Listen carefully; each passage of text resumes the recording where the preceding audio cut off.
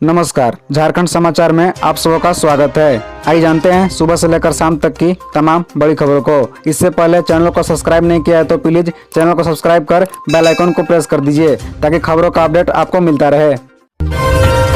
नवनियुक्त राज्यपाल सीपी राधाकृष्णन का सीएम हेमंत सोरेन ने रांची में किया स्वागत। विदा हुए रमेश बैस। बता दें झारखंड के नवनियुक्त राज्यपाल सीपी राधाकृष्णन शुक्रवार को रांची पहुंचे। सीएम हेमंत सोरेन ने रांची एयरपोर्ट पर उन्हें पुष्प गुच्छ देकर स्वागत किया। बिरसा मुंडा एयरपोर्ट पर इन्हें गार्ड ऑफ ऑनर दिया गया। इसके बाद वे राजकीय अतिथिशाला के लिए रवाना हुए। यहाँ आने क्रम में बिरसा चौक स्थित भगवान बिरसा मुंडा की प्रतिमा पर उन्होंने माल्यार्पण कर उनके प्रति श्रद्धांजलि अर्पित की। इधर राज्यपाल रमेश बैस ने झारखंड से महाराष्ट्र के लिए प्रस्थान किया। इससे पूर्व उन्हें राजभवन में गार्ड ऑफ ऑनर दिया गया। मुख्यमंत्री हेमंत सोरेन ने रांची एयरपोर्ट पहुंचकर इन्हें विदा किया। इस अवसर पर मुख्यमंत्री हेमंत सोरेन, विधानसभा अध्यक्ष रविंद्रनाथ महतो, महापौर डॉक्टर आशा लाकड़ा, मुख्य सचिव सुखदेव सिंह, पुलिस महानिदेशक अजय कुमार सिंह, राज्यपाल के प्रधान सचिव डॉक्टर नितिन कुलकर्णी सहित अन्य वरीय पदाधिकारीगण मौजूद थे।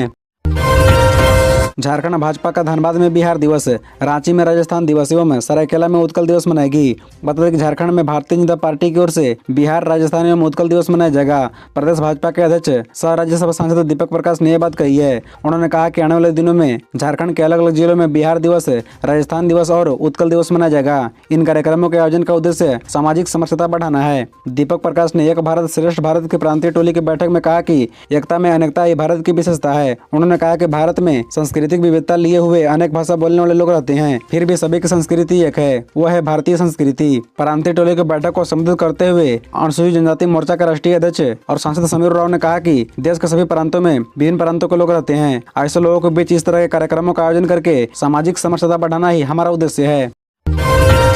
पलामू हिंसा, पाकी में नहीं निकलेगी शिव बारात, तीसरे दिन भी 144 लागू, ड्रोन से रखी जा रही नजर, इंटरनेट बंद। बता दें कि पलामू के पाकी में बुधवार 15 फरवरी को हुई हिंसा के बाद शुक्रवार को भी लगातार तीसरे दिन भी धारा 144 सख्ती से लागू रहा। इसी बीच अधिकारियों ने शिव बारात नहीं निकालने का निर्णय लिया। ड्रोन से नजर रखी जा रही है। पलामू जिले के तमाम वरीय अधिकारी पाकी में कैंप कर रहे हैं। कई दफा बैठक कर ड्यूटी में तैनात अन्य अधिकारी व जवानों को दिशा निर्देश दिया गया है। पाकी थाने में दोनों समुदायों के प्रबुद्ध जनों से बैठक की गई। दोनों ओर से शांति बनाए रखने के लिए प्रतिबद्धता दोहराई गई है। मतलब 19 फरवरी तक पलामू में इंटरनेट सेवा बंद कर दिया गया है। पलामू के डीसीए दोडे, एसपी चंदन सिन्हा, रांची से आईपीएस अधिकारी, रैब के अधिकारी समेत कई अधिकारियों ने पाकी के मस्जिद चौक का जायजा लिया और स्थिति की समीक्षा की। इस दौरान भारी संख्या में जवान मौजूद थे। पूरे इलाके का जायजा हुआ। स्थानीय लोगों से बैठक के बाद अधिकारियों ने बैठक की। इसके बाद अधिकारियों ने पाकी में शिव बारात नहीं निकालने का निर्णय लिया। शिवरात्रि को लेकर लोगों को भावुक न होने की सलाह दी गई है। अवैध कोयला खदान ध्वस्त करने पहुंची टास्क फोर्स की टीम पर पथराव, गाड़ियों के शीशे फूटे, बेरंग लौटे अफसर। बता दें कि दुमका के शिकारीपाड़ा में अवैध कोयला खदान ध्वस्त करने पहुंची टीम पर पथराव किया गया है। बेरंग डोजरिंग कराई एमडीओ, एसडीपीओ व थानेदार बेरंग लौटे। एमडीओ कृष्ण कुमार किस्कू सहित 2 लोगों की गाड़ियों के शीशे फूटे। जगतपुर के पास अवैध कोयला लदी 5 मोटरसाइकिल जब्त की गई है। खनन टास्क फोर्स की टीम में एमडीओ, एसडीपीओ के अलावा थाना प्रभारी इंस्पेक्टर संजय कुमार सहित पुलिस पदाधिकारी व महिला तथा पुरुष आरक्षी शामिल थे। बता दें कि दुमका जिले के शिकारीपाड़ा में अवैध कोयला के कारोबार में संलिप्त लोगों का मनोबल इस कदर बढ़ा हुआ है कि कारोबारियों ने डोजरिंग कराने पहुंची खनन टास्क फोर्स की टीम पर पथराव करना शुरू कर दिया। पथराव की वजह से 2 वाहन की शीशे भी फूट गए। हालांकि लौटते वक्त इस खनन टास्क फोर्स के जगतपुर के पास अवैध कोयला लदी 5 मोटरसाइकिल जब्त करते हुए प्रखंड मुख्यालय पहुंची। लड़का विद्रोह का महानायक शहीद बुद्ध भगत की जयंती पर क्या बोले ग्रामीण विकास मंत्री आलमगीर आलम। मतलब कि रांची के चान्हो प्रखंड के सिलगाई में शुक्रवार को 1932 के ब्रिटिश हुकूमत के खिलाफ लड़का विद्रोह के महानायक अमर शहीद वीर बुद्ध भगत की 231वीं जयंती का आयोजन किया गया। इस अवसर पर झारखंड के ग्रामीण विकास मंत्री आलमगीर आलम, लोहरदगा सांसद सुदर्शन भगत और विधायक शिल्पी नेहा तिर्की ने माल्यार्पण कर उन्हें याद किया। वीर बुद्ध भगत स्मारक समिति की ओर से आयोजन इस समारोह में आलमगीर आलम ने कहा कि जिन लोगों ने देश की आजादी की लड़ाई में अपने प्राणों की आहुति दी है, हम उन शहीदों को नमन करते हैं। इस अवसर पर समिति की ओर से एकलव्य आवासीय विद्यालय का निर्माण सिलगाई में ही कराने एवं जयंती समारोह का राजकीय समारोह घोषित करने की मांग को लेकर ग्रामीण विकास मंत्री को मांग पत्र सौंपा गया। झारखंड के ग्रामीण विकास मंत्री आलमगीर आलम ने कहा कि सिलगाई में आकर वह गौरवान्वित महसूस कर रही हैं। यह उस वीर सपूत की धरती है जहां इन्होंने हमारी परंपरा, तहजीब, भाषा को अक्षुण्ण करने व शोषण के खिलाफ लड़ाई लड़ी है।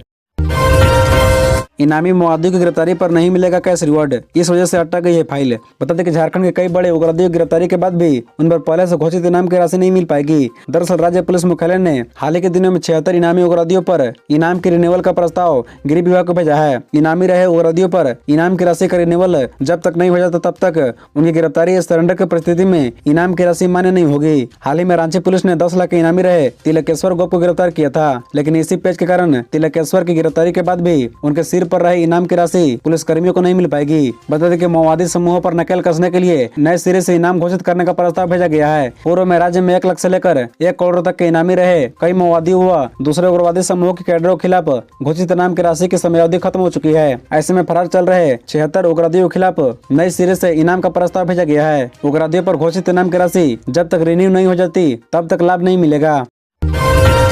एक तीर से दो निशाना, केंद्र और झारखंड सरकार पर सजू राय का आरोप। जेनेरिक दवाओं की खरीद में 200 करोड़ का घोटाला।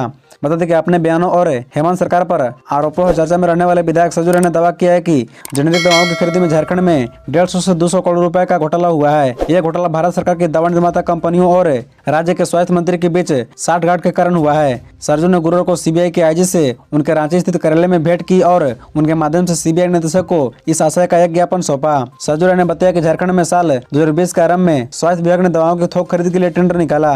न्यूनतम दर वाले आपूर्तिकर्ता को विभाग ने सूचित किया कि वो विभाग को निर्धारित दर पर दवा आपूर्ति का एग्रीमेंट करे और जल्द दवा आपूर्ति करे।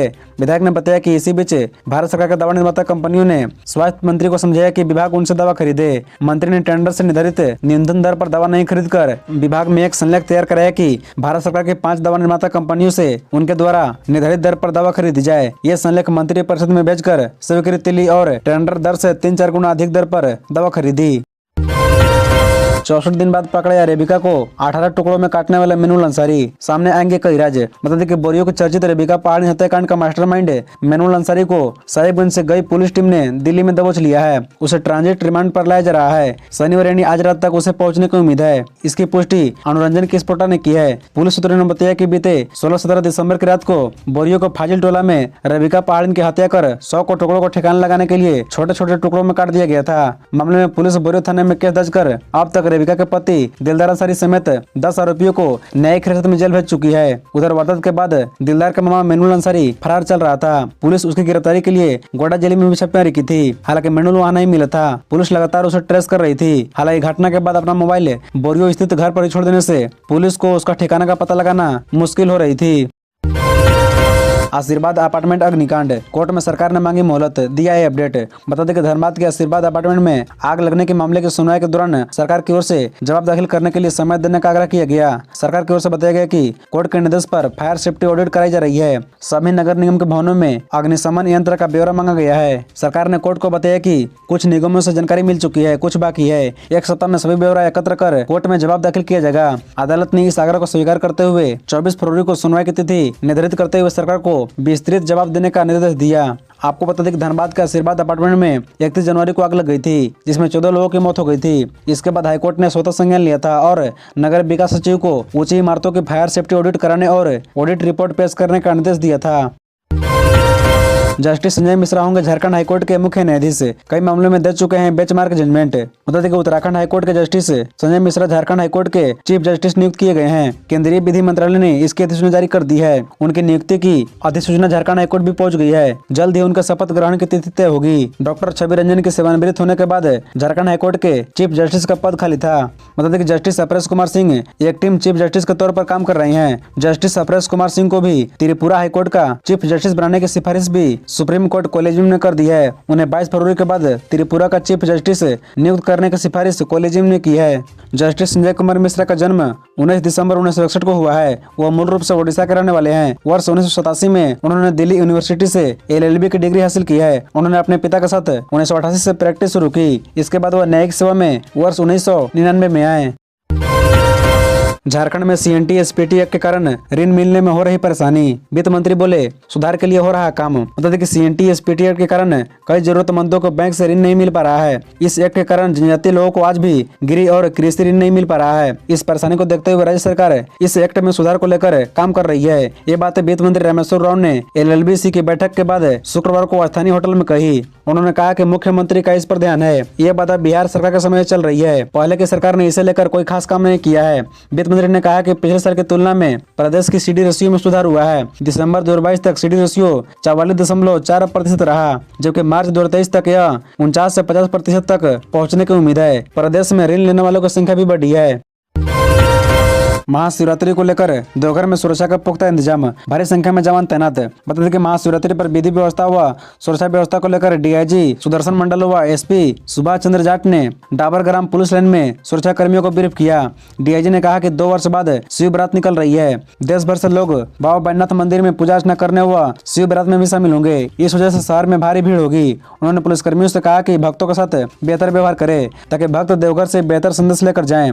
पत्रकारों से बातचीत करते हुए DIG ने कहा कि शिवरात्रि पर श्रद्धालुओं को सुगम जलार्पण व पूजा अर्चना कराना एक बड़ी जिम्मेदारी है। इस बात को ध्यान में रखते हुए पुलिस प्रशासन की ओर से भारी संख्या में पुलिस की तैनाती की गई है। इसके लिए जयपुर व IRB की विभिन्न इकाइयों सहित राज्य के दूसरे अन्य जिलों के जिला बल RAF, BDDS, ATS, QRT संदस्ता, महिला लाठी बल के साथ लगभग 2800 पुलिसकर्मी प्रतिनियुक्त हैं। इसके अलावा जिले के भी पुलिसकर्मी शामिल हैं। वहीं SP ने कहा कि महाशिवरात्रि देवघर के लिए एक बड़ा आयोजन है। श्रद्धालुओं को जलार्पण व दर्शन कराने पुलिस के लिए काफी चुनौती है। इसके लिए पर्याप्त ऑफिसर व पुलिस बल की तैनाती की गई है। रैप की एक कंपनी भी मंगवाई गई है। खबरों से जुड़े रहने के लिए चैनल को सब्सक्राइब, वीडियो को लाइक एवं एक दूसरे से शेयर जरूर करें। धन्यवाद।